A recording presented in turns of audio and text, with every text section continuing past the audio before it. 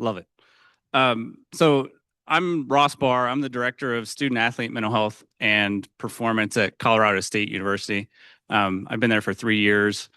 And I'm really excited about this panel.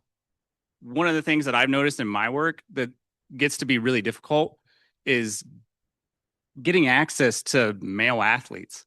There tends to be a massive stigma in terms of them being able to come in and want to talk. I am a huge statistics person. If you were here last year for the panel that I sat on, I'm not going to go that way this year, but I will weave it in every once in a while because I love data. What I want from this panel is to hear from the perspectives of current male athletes and former male athletes on a really important topic, and that's eating disorders in male athletes. This is something that gets put pretty significantly in the shadows, I think, in general, but especially when we start to talk about a population that sees a lot of stigma when it comes to mental health. This is something that we really want to bring to light. For my panelists, I'll give you a moment to introduce yourselves here in a second. But what I want you to know is everybody here is here to learn from you. We want your perspectives. We want your stories. We also want you to feel safe in doing that, right?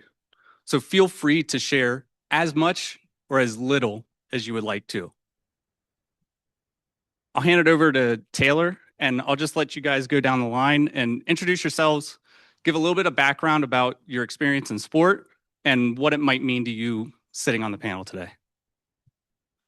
So I'm Taylor Smith. I am the mental performance coach at the COACmH program, which is an eating disorder treatment center here in Denver that's specifically for athletes. We're only one of two in the entire country that have a eating disorder full robust program that caters to the athlete identity and kind of like the whole return to sport or retirement from sport.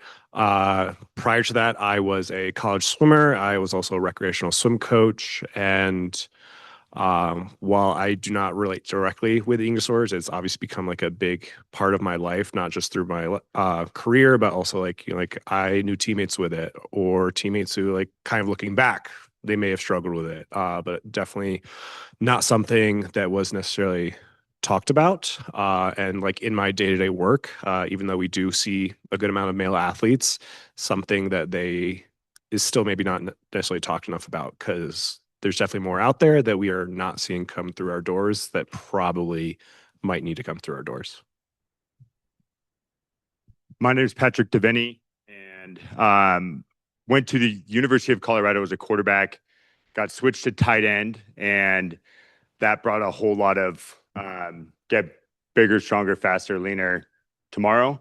Fell into the big clean eating episode and all the fad diets. And then afterwards it's a whole long story, but major loss of identity once football was done. Had a chance to go to the Seattle Seahawks, and simultaneously my three best friends all went to the New York Jets, played there. One signed a $60 million signing bonus, and I'm a host in a restaurant. So what was clean eating then turns into a massive eating disorder and depression and near suicide, and was kind of saved by a random podcast. And by the grace of God, didn't go any further with that. And kind of to the Ross's point of, at the time back in like 2016, 17, I was just wanted to talk about it because I looked around and it's really easy to find everything not to do.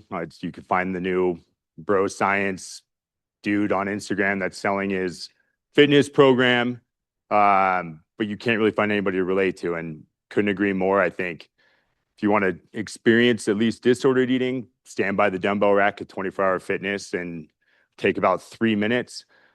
But unfortunately, most males have no idea. So it's not even a lack of, not wanting to talk about it. They just have no clue. And so I look back on my career and I'm like, 80% of the guys probably have disordered eating in a sport like football. But again, I spend most of my time trying to educate on what the hell I was actually going through. So that's my passion project on it, and tend to just be more the story along the way. I'm Charlie Faldy. I'm a senior lacrosse player at Colorado College, youngest one here with the shortest bio by far. Um, and a big thing for me has been dealing with weight and recruitment, and having coaches tell me that they will not recruit me because I didn't weigh enough or I wasn't strong enough. I've had coaches tell me that, if I put on 30 pounds, I could be on the team, but I've been trying all my life to put on 30 pounds and have never been able to do so. And have dealt with not feeling like I'm big enough or strong enough to play a physical sport, when so much of it is beyond the numbers, and no one cared to ask what I really cared about and who I really was beyond just my height and weight. My name is Daniel O'Connor, and I was part of the 2008 Olympic team for boxing. I've been a professional boxer for more than a decade. And I've had some sort of an eating disorder for 20 years, to the point where it almost took my life a couple of times. In 2018, I was going to fight for the world championship belt, the WBC, which is the green one. And an hour before weigh-in, the paramedics took me out of my hotel room because I almost killed myself. So my biggest thing is awareness. I mean, I'm a weight class athlete, and I started that when I was 11 years old. So I've been in a weight class sport. I'm 40 now. And the last time I fought was in 2023. And I was at the same weight class when I started in 2005 and when I ended in 23. So for me, it's about awareness. When I first stepped on a scale when I was a child, I didn't know what an eating disorder was or what it could do or where my life was about to go for the next 20 years. I had no idea. I just did what I thought I had to do to make a weight class and compete at my sport and chase a dream and do it at the highest level. So awareness is a big thing for me, and severity. I had no idea how serious this was until I was already in it and it was too late. So I missed a lot of that early intervention and how secretive it was, right? There's a lot of isolation. I did a lot of stuff because you got to understand, I had an eating disorder and I was in a weight class. You can definitely compete in a weight class without an eating disorder. But because I had both, they went in friction with each other for my whole career. So I'm happy to be up here. I'm happy to spread some awareness and kind of share my story and hope that it helps somebody else. Great. Thank you, guys. We're going to jump straight into the deep end. And for those stats people out there, here's one for you. About 1 in 5 male college athletes last October acknowledged that the pressure to perform negatively impacted their mental health. 1 in 5. I think back to like being a kid in the driveway and making the last shot of a game by myself and like building all these different types of pressures. But there's pressures that start to come along throughout the career that I don't even think we really realize were there the entire time, right? We look up to people and how they might look as an athlete, and we have that image that starts to get into our heads. What is, when you look back, or Charlie, even now, what's one lie that you might have heard about how your body should look as a male athlete, or one lie you might have told yourself?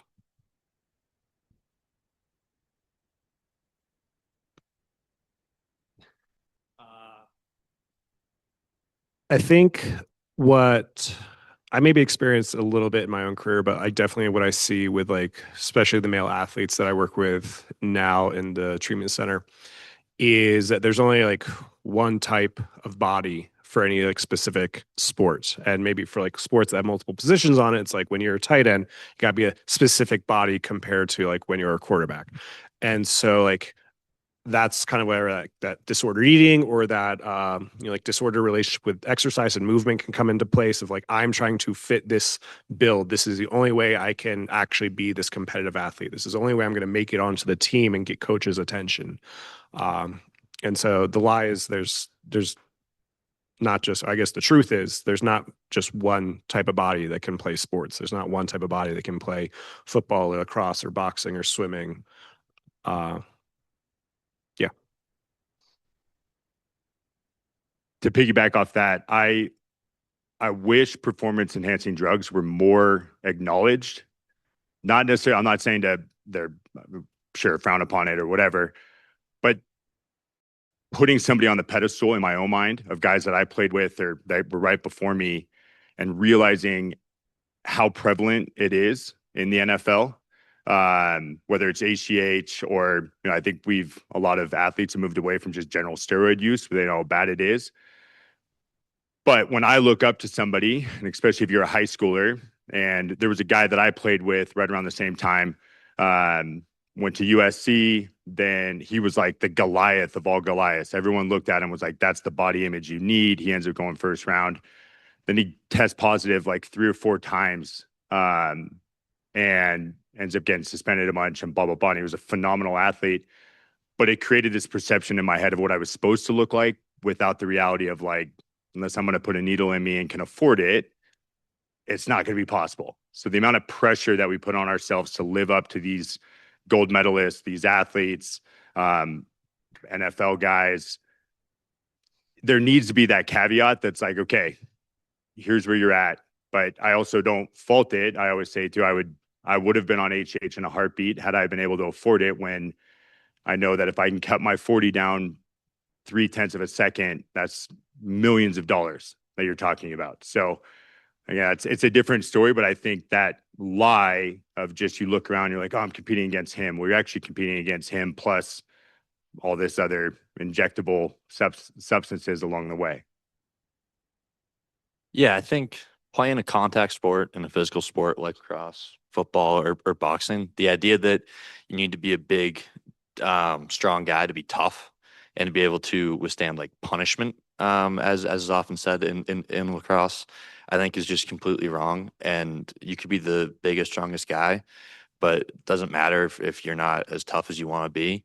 And I think that often people look at someone who is fairly skinny and doesn't have all that muscle and think that, he can't hold up or they can't hold up in a physical environment because they're just going to break. And I think it's so much more is about who you are and how strong you're willing to be inside rather than, what you look like without a shirt on.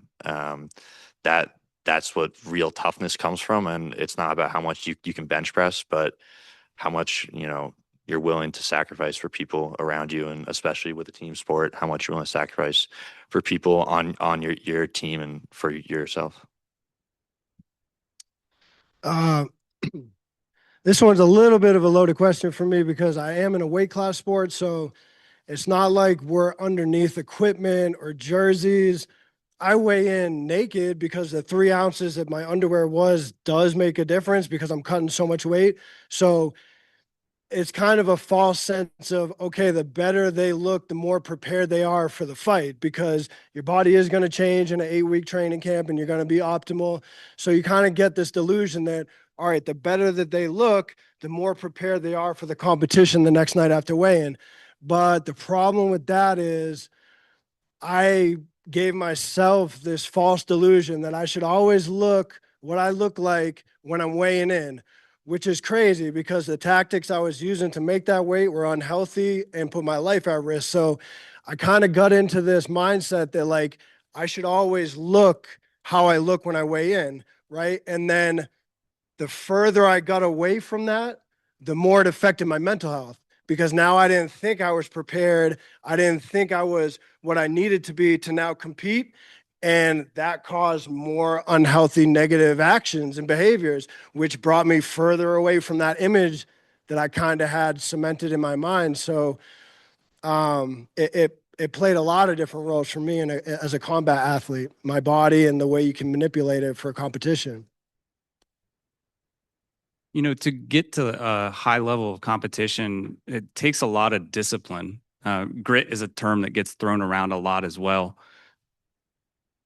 A lot of times that's something that's really valued, especially in male culture and male sport culture. I'm curious from your perceptions, when does grit go from being that virtue that helps drive you to becoming a cage that holds you back, might put you more in isolation?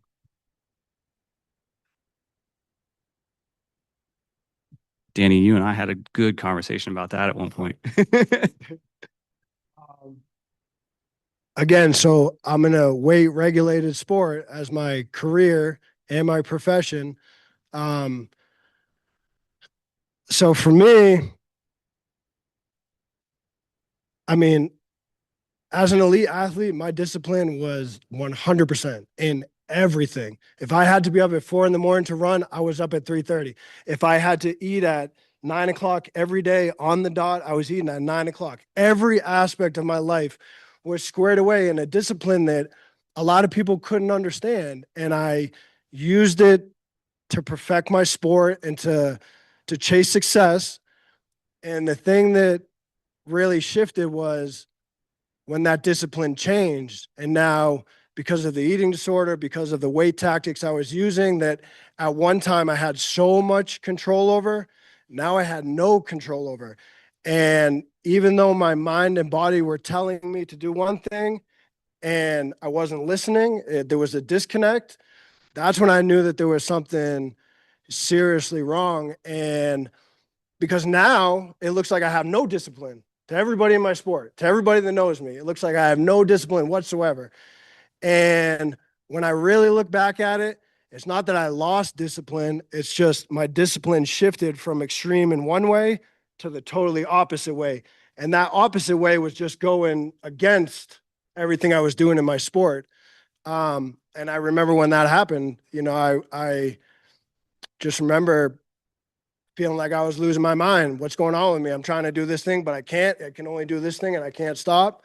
I don't know what's going on with me. So that was definitely a shift back in 2013. I can remember it like it was yesterday, kind of coming out of delusion and being like, all right, well, you know, yeah, you've done a lot of unhealthy tactics and you've done a lot of certain habits for years and years and years, but now they're uncontrolled. Now they're on a different level. Now I can't do something to change them in the moment.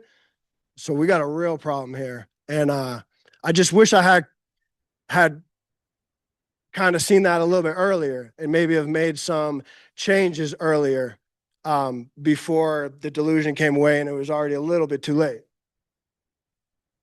Sorry to make you feel old, but I was 10 in 2013. Going back to your idea of grit, I think there's this belief that sports and life are not the same. That, once you step on a field or in a ring, that nothing else matters. And I think, as especially male athletes, not enough people say, I'm not okay. And there's stuff in my life that's impacting what I'm doing on the field in my sport. And that idea of grit, of I'm just going to tough it out and I'm not going to talk to anyone because, it's not something that you see strong male athletes do. I think is something that it completely harms athletes, and that grit of trying to do it on your own when there's people around you that want to help you and that want to be there for you, but a sense of ego and not letting that because you think you're a tough strong person that can handle anything on their own. I think you're also afraid of losing playing time too, right? There's that difference of current athletes, and then it's easy for me to go back to CU now and bang on all my experience, but I'm not afraid of losing playing time. I also think with grit and determination and all that, it without a doubt it's great, but it's also very easy to hide in that and let it become your identity. So I feel the exact same way that you start to like want to. I always said if I'm not going to be in the NFL, I need to look like I'm in the NFL. And the only satisfaction I could get at that point in life, because I was so depressed, was every single person applauding me for my work ethic, for what I was doing in the gym, and had no idea I was going through an absolute mental hell, and every day sucked. But in that weird dichotomy of now I'm getting applauded though. So it's like that is where my identity came. So I started to just actually live within those confines of the grit and the determination. Then to the same point, I lost it all. And I was like, what the hell is happening? I can't, I have no grit or determination anymore, no discipline. But I think once it stops serving the bigger purpose of what you're trying to achieve and it starts to then negatively affect you, that's where things can get really speed wobbly and escalate from there. Yeah.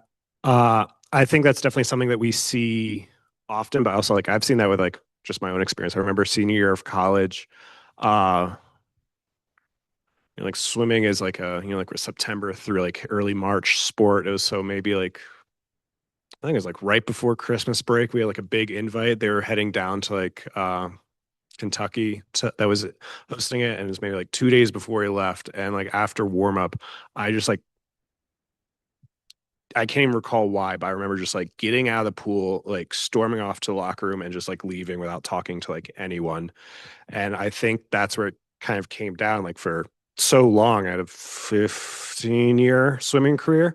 Uh, it was something that like it became my identity, and like having that grit, that discipline, that determination of like who I need to be kind of like was just like compiling on it. And like now, like through my work, I see it every single day where it's like just gets to the point where like you're seeing that extreme determination turn into a unfortunate like consequence because you could become more burnt out. I think one of the biggest things I see is like that loss of enjoyment, showing up to practice, showing up to competition, everything. It becomes a chore. It's become something that we dread to do, that we just kind of like maybe at some point break down. And it's really something that, besides that one showing I had in that one practice, would have to like do in private. And it's just like it eats at you. And it really takes away like your idea of like what you can do. I think I've actually have like one athlete right now who has, due to their eating disorder, been removed from their sport for over a year now. They're on even though they're, like still an adolescent, I would say, they were on like a career track. And basically they're like, now what do I do with my life? Like I was expected to be doing this thing for the rest of my life. It was like I was already kind of like traveling around the country, like getting recruited, getting looked at, and now what do I do? And so like that's where like that determination, that discipline to be this person, to have your entire life planned out, kind of just unfortunately be like thrown away because you were so disciplined within the eating disorder. Because the eating disorder really teaches individuals how to be disciplined, uh, and it can just totally warp the motivation. I was surprised by this statistic. About 1 in 2 men, college men, are willing to seek psychological support. I was shocked. I thought that number would be far lower. The couple things that really kind of caught my eye: 1 in 4 would feel inadequate seeking support. 1 in 5 would feel less intelligent seeking support. And that kind of goes, a couple of you touched on that. I'm curious, as you go through a team, and Danny, even a little bit just in the boxing community too, what kinds of comments are made in the locker room by coaches, by teammates, by friends that trigger some of the eating disorder components, might send you down a path to again, stay silent?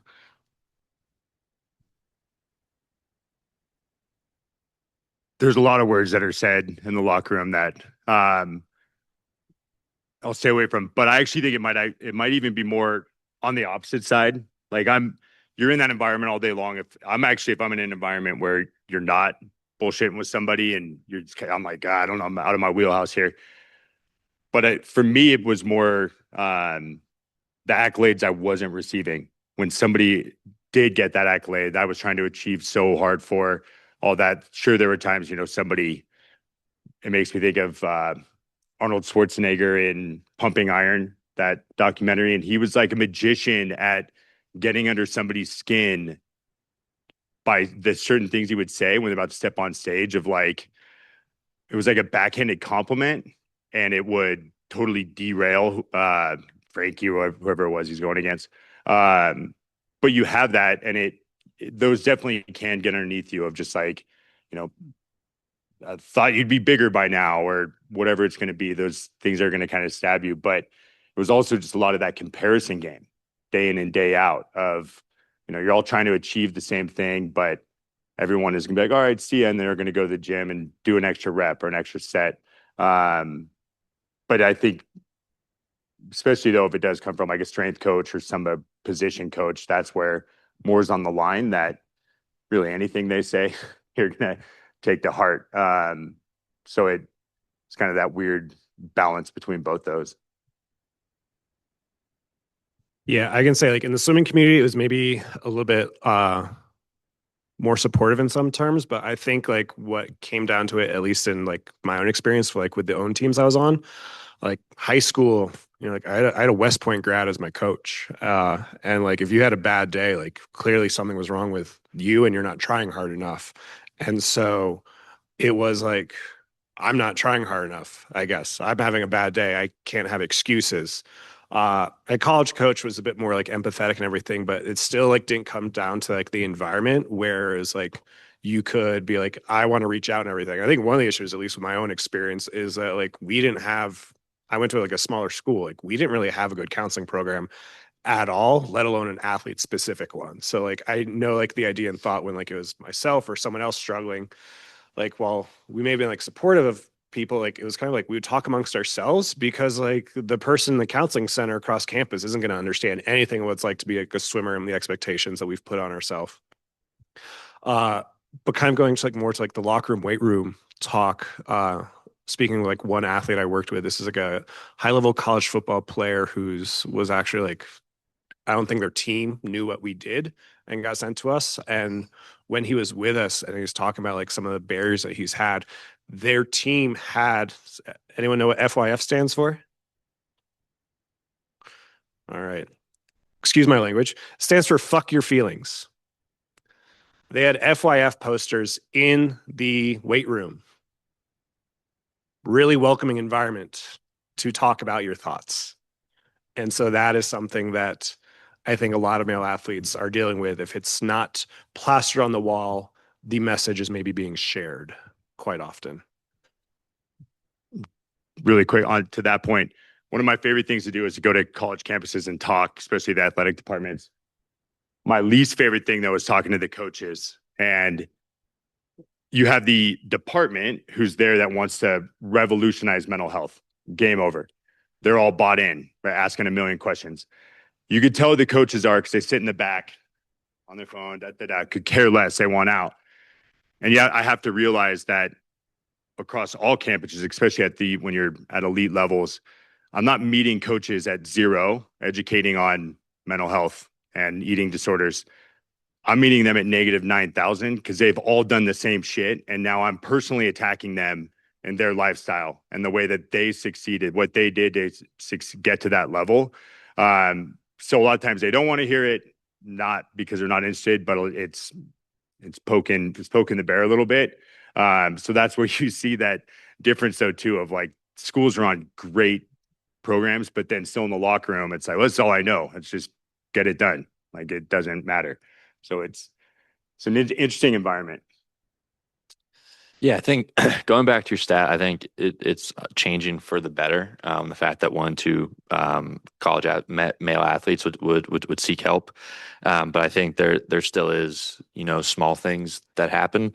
In the weight room as analytics have become such a big part of we'll take weight every week and the comment of how have you not gained or lost weight, are you trying to do this, are you working hard, and that feeling of you're letting people down because you're not able to either get bigger or lose fat. And I think it's just so false of I'm personally trying as hard as I can to you know get bigger or get stronger, and it's not a lack of trying. It's just kind of how I am, and the insinuation that it's a lack of effort or a lack of caring for myself and my teammates, especially as you go back to like strength coaches who are traditionally these big meathead guys, don't get why if you're eating right, you're working out every day, why it's not translating to you putting on weight. And I think that's just a huge, I don't want to say slight, but this idea that I don't care about my teammates or my team or winning because I'm not putting in effort when realistically I'm trying everything I can, but some things just don't work out the way that you would hope. For me, there's always talk about weight. I mean, I'm in a weight class sport. You're either in your weight, over your weight, under your weight. So there's always going to be talk about weight. And I shut it down right away. Like, yeah, it'll affect me, and it'll affect me more than the conversation, and you won't know that. But right away, as soon as it comes up, I shut it down because I view it as a direct liability. If there's any preconceived notion that I'm not going to be able to make my weight class and compete, that's a problem. So I'll shut it down right away. But the big reality is I had these crazy weight fluctuations. They were shifts that you couldn't believe from low to high. And so if you saw me in the ring for 30 minutes, you would think I'm a certain way. And then you'd see me 2 weeks after the fight and you would make a comment because I don't look the same. And I could only take so many comments. So in between fights, I just stopped seeing people because I would manipulate and change so much that when I went down, they would question it because obviously I didn't look healthy.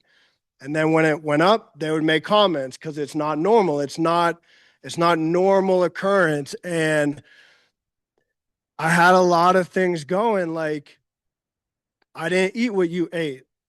And sometimes I didn't eat at the table. So whenever you don't do something that's in the norm of other people, people comment on it, right? So there was times when I didn't eat out. There was times when I could eat nothing unless I cooked it myself. There was times when I would eat with you, but I would have to eat my own food. And I was a first responder for a long time. So food culture is, you know, different. And so there was always comments about how I was eating, what I was eating, when I was eating, what I wasn't eating, what my body looked like, how it changed. And they all affected me because when it was in one place, I didn't want it there. I wanted it somewhere else. So when you commented on me, I took it personal. And the same thing when it went the other way. I didn't necessarily want to be there. I just didn't know how to get away from it at that moment. And when you're commenting on it, it bothered me. So I think I had to grow a pretty thick skin over the years to try to not let that stuff spiral. Because me and you could have been having a conversation and you said one thing and to you it's nothing, you go about your day. But it could have affected me for 5 days because now I got to go back to the gym, back to the scale, back to what I'm doing. And I'm still thinking like, oh man, my jawline's a little bit different. Does that mean I did something too much last night? And oh man, because I knew exactly what my body looked at every stage in the weight cutting process. And if it wasn't matched, something was off. And so um, I isolated a lot. I better just not talk about it and not hear it and not hang out with you than have to deal with it secretly up here for however long we're hanging out. So that's what I did. In between fights, I just stopped being seen. This physical body, I only let you see it when I feel comfortable with you seeing it. And for a long time, I just wasn't comfortable. Charlie, you made a good point. Things are shifting, right? And we are starting to get to a point where men are talking more. Still, a little less than half of men are willing to talk to coaches about mental health issues.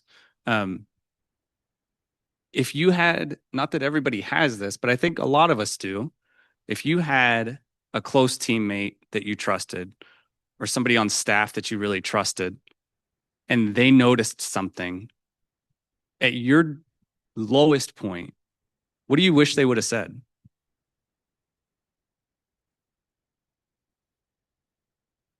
Yeah, I think going first of why most people don't talk to their coaches, I think it's something that you brought up of playing time, of you don't want to appear weak. You don't want to appear like you're not okay because they're not going to play you if you don't they don't think that you're doing great. But the second part of what I'd like to hear, I think it's just that feeling that you're not alone of just, I see you, and I don't even think it has to be words, but I think small acts of, whether it's a pat on the back, whether it's a hug, just, something small just to know that you're not alone. And even if you're hiding it, you're hiding that you're not well, that someone can see it and cares about you and cares that you get better, that they will take time out of their day, out of what they're doing, to help you. And I think that most people don't want to ask for that because they don't want to be a burden to someone, especially when they're not doing well. They don't want to make someone else worse. So the small act of going out of their way, of just saying, I see you, I'm here for you, just anything like that, however small you think it may be for that person, and it can be life changing. I couldn't agree more with. I think it comes down to those. You hear people say it all the time, but like somebody's going through something, don't say, "Let me know if you need anything." Like just do it, and being on the receiving end of that, around teammates and people that I trusted. If I don't really trust you, I don't know you, I don't really want to open up to you. But to just have somebody just show up, they don't even have to say shit. They could just literally sit next to you and they can read it on your face. It's not brain science, but to just sit there and acknowledge, like, dude, you're not alone.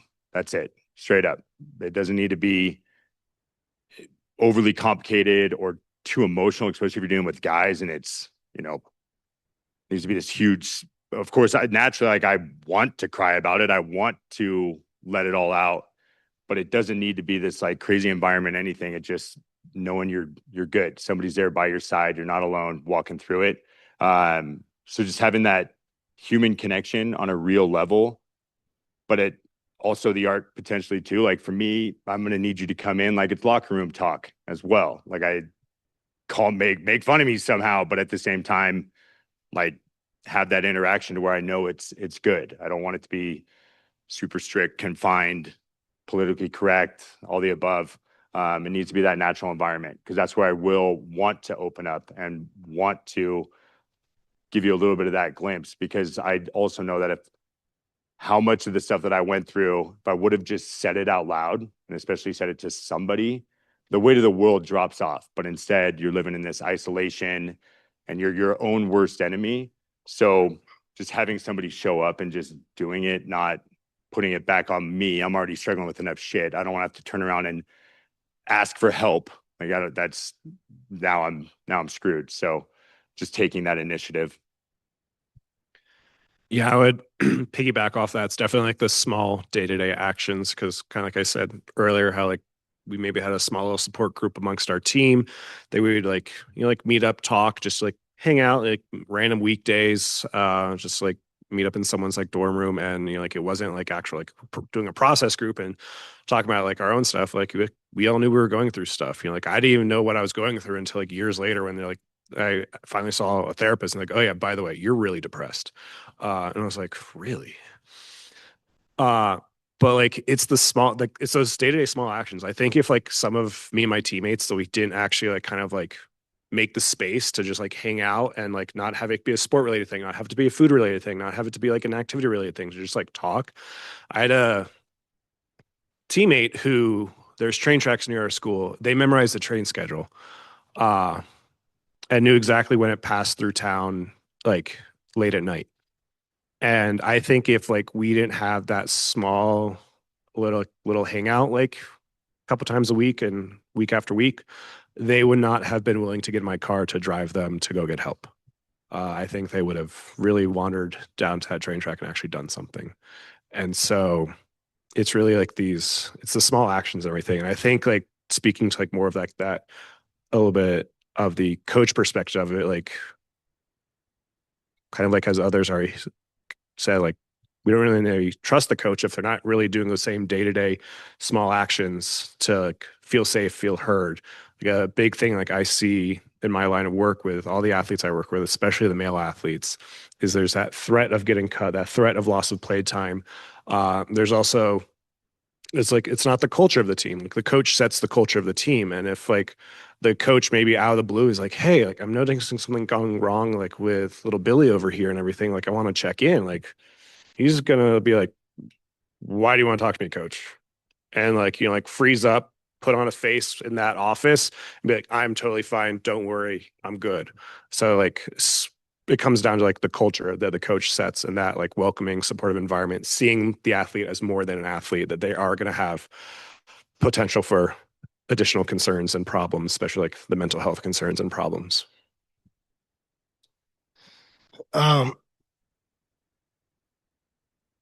Nobody in this world has any idea what I went through except for my wife, Diane, who was by my side for 15 years.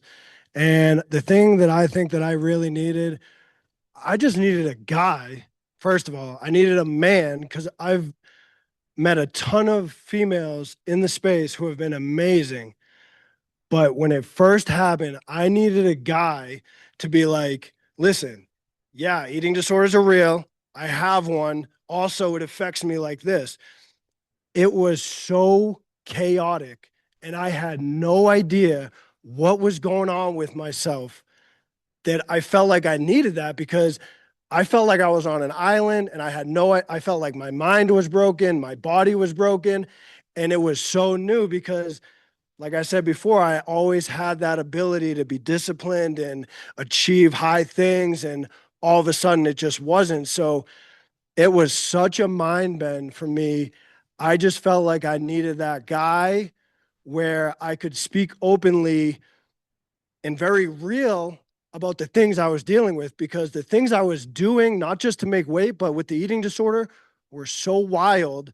I couldn't fathom how they were even happening. Right. And I needed someone else to be like, yeah, this is real. Like, this is what's happening to me. Let me show you.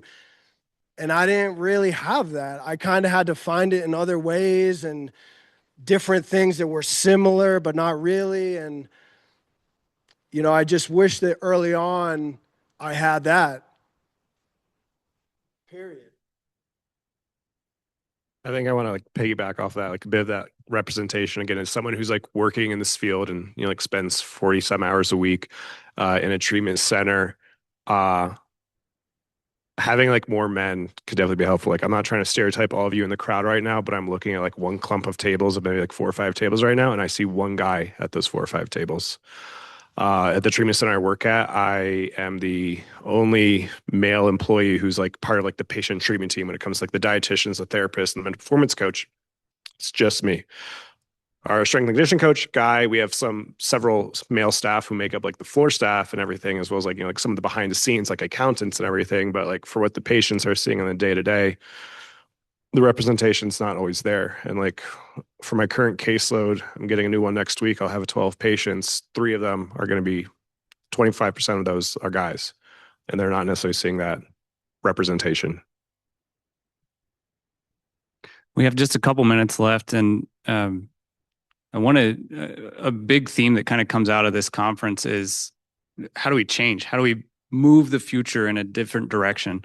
I know I had some questions just kind of for each of you individually, but I want to open it up a little bit. What needs to change, whether it's how we approach weight classes in sport or from a collegiate landscape, how does the conversation need to be different? What should we do different in terms of, mass in football? What do we need to do different from a body composition talk and swim? What change needs to happen in just a few words? How do you override and undo an entire culture? Like I think from what everyone's shared up here, it's like it's ingrained. I would agree with Patrick. Like sometimes talking to the coaches like my coworkers and I sometimes go out, we talk with teams and everything, and or it's like colleges that bring us in, and it's like coaches who are in the back row. And as I just said, coaches set the tone of the culture. And so like if you can't get to the coaches, you're maybe not going to make the biggest impact that you hope to do. It's a big task, and especially this day and age with NIL money and all the notoriety and everything that's wrapped up into it. It's a much different game than when I played. But I think a couple things that come to mind is just trying to, especially when it comes to males, normalizing the conversation and making it understandable and relatable for male athletes. The biggest fear is always going to be losing playing time. They're there, they're trying to achieve their dream. But also, unlike females, we don't have like reds. I don't lose my menstrual cycle. I like all of a sudden when we start talking super scientific theory on eating disorder, I'm like, what the hell is happening? You tell me low testosterone. Wait, what? Like, tell me more. What are we talking about? You tell me I have an eating disorder, I'm gonna tell you to pound sand. But if I could start to understand some of those, like what's happening that I know I'm struggling with, that then I'm now going to become curious. I think you also have, you just type in eating disorders on Google, go to COACmH, it's going to be all white women and it's all pink and all this shit. And I have zero desire to go in there. And unfortunately, eating disorders is ED, right? Like the first article I ever got, someone said males with ED, and it was males with eating disorder. And I was like, I don't want to touch that. No thanks. And it's just, there's so many hurdles and barriers to getting help as a male. Like, I don't even want to show up in general.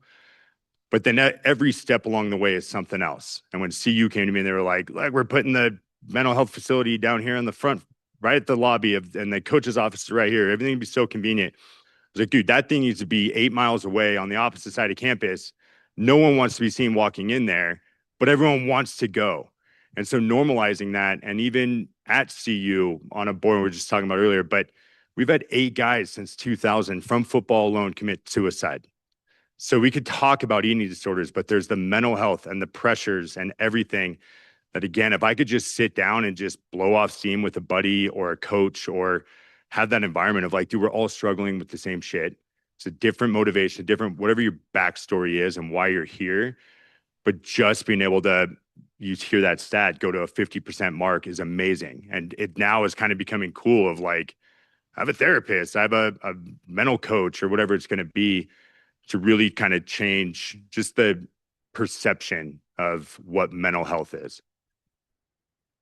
I think as modern sports start to use analytics more, especially as technology gets better, remembering that those people who are just numbers on the screen are people too. And when, coaches are watching film and they're breaking down stats, that, the person on the screen who is just going to get numbered is a person, and there's much more that goes on in their life and how they can handle a situation much more than their stats and their metrics. And I think that's something that's often getting lost, is that although robots and computers are creating the numbers, the people who are doing the activity are not robots. They have feelings, they have tough days, and just remembering that it's a human being and not just an athlete.